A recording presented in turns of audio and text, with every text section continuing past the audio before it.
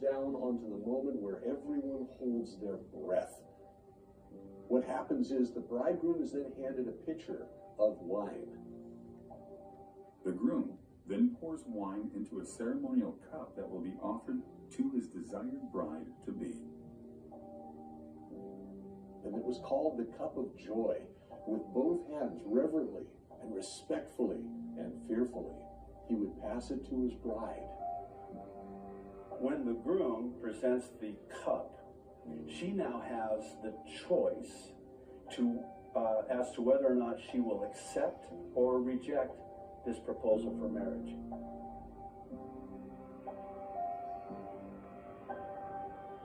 The moment the cup is handed to the bride, she's given all power to stop the wedding by pushing the cup back and rejecting the bridegroom.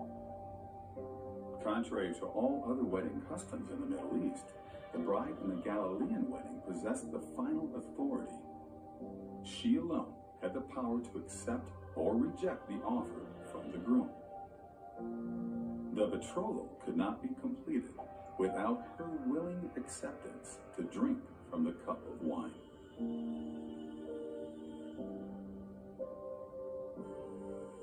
But on this day, during this betrothal, the bride accepts.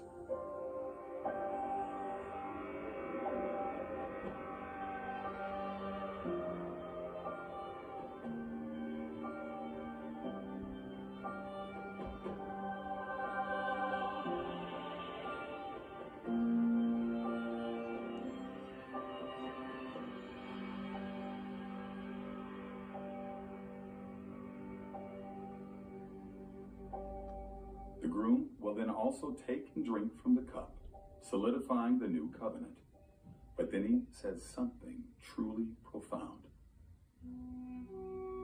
Then the bridegroom says publicly, so everyone can hear, "You are now consecrated to me by the laws of Moses, and I will not drink of this cup again until I drink it anew with you in my Father's house."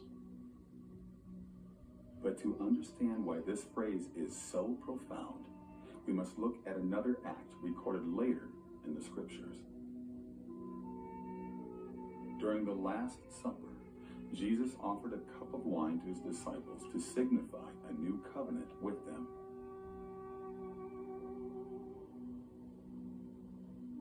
And after his disciples drank from the cup, Jesus then said something similar to what a Galilean would have heard from their own weddings. He said, "But I say to you, I will not drink of this fruit of the vine from now on until that day when I drink it new with you in my Father's kingdom."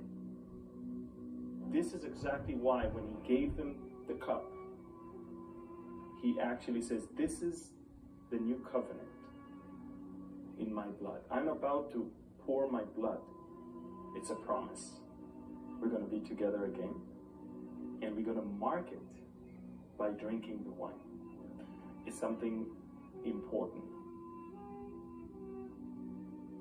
The breaking of bread and offering of wine, these acts were to form a new union, a new promise, meant to deliberately set in motion events of unimaginable importance.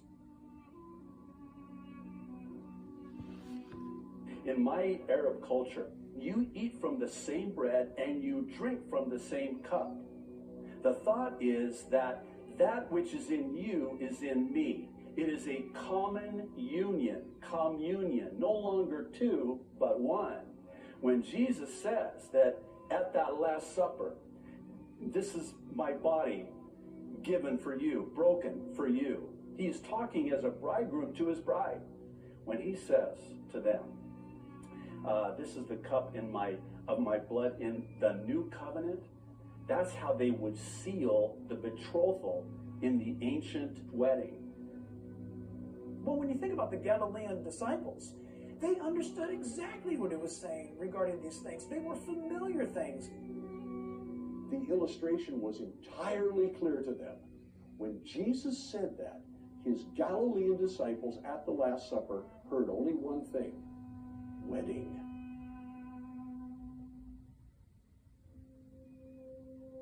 fact, this might explain why later in the gospel records, the disciples asked Jesus only when the events of the last days would take place, and not why.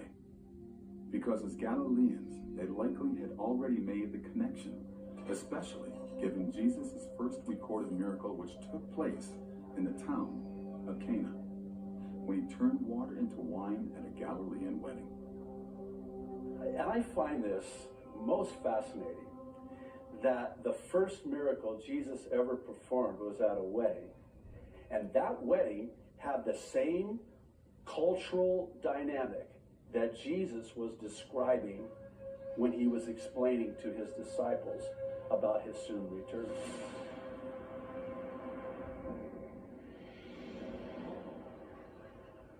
Hey, good morning, Calvary Community Church. We just wanted to share that video with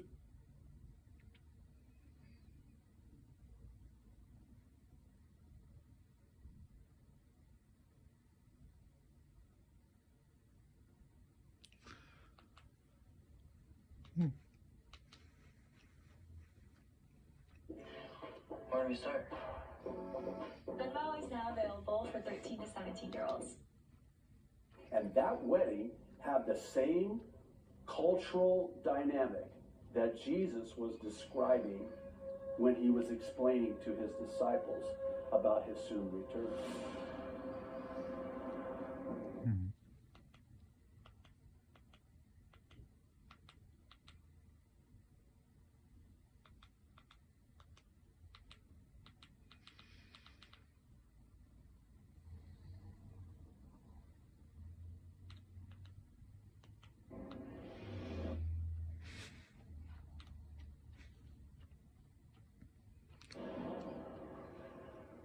Hey, good morning, Calvary Community.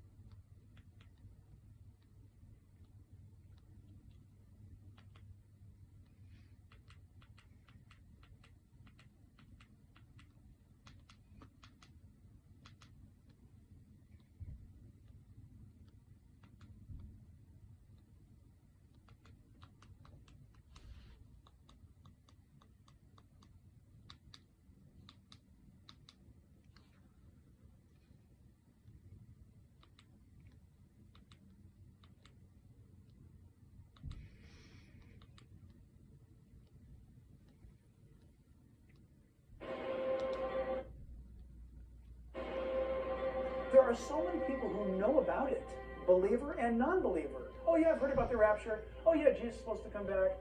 I've heard about this. Listen, hearing about it's not enough.